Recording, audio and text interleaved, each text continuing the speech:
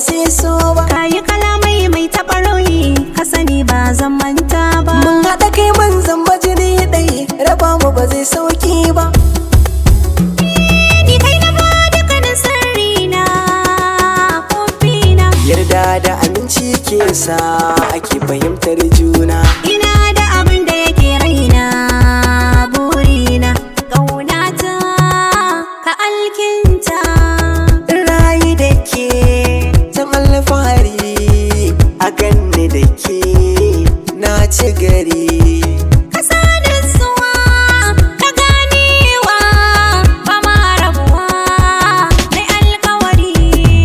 Nima haka ne so yayi gine, auren ki a rai shi ne yi kudiri.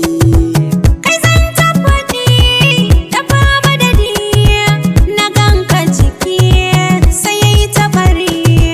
Ni na yi gamo da kin yi amo, cikin kunne zakin muryar kamar sukari. Ban samu rabo da sonan tabo, dan ya harbar min zuciya har ina ta jiri. Mai yin so na gansu ga ta so, in mai yin soyayya sai dai a mai uzuri. Kamar ni yadda na kama da sankatun farko, tsakaninmu mai ya rage mana sai a yau baiko. Hadina da kai yayi daidai zamiyo karko. A soyayya na gama dace tun da na samu, kwatancan Hassan da Usaina ake tsakaninmu. Kamanninmu sun juye so ne a junanmu.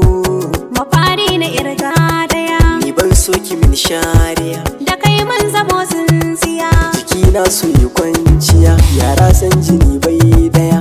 Kai ne masoyi, kai ne masoyin gaskiya. Kin ban kulawa, kin ban ake zanawa godiya. Ashe babu laifi wanda ya ma idan kayi binsa. Alamin idanu ke nunin ina za a dosa. Duk wanda ya san menene so ciki baya wasa. Bai bar kankani ba ku so balle yan matasa. Da ke zana rayu, Ni ma da kai zana rayu. muna nan a tare iya tsanani ba za mu rabe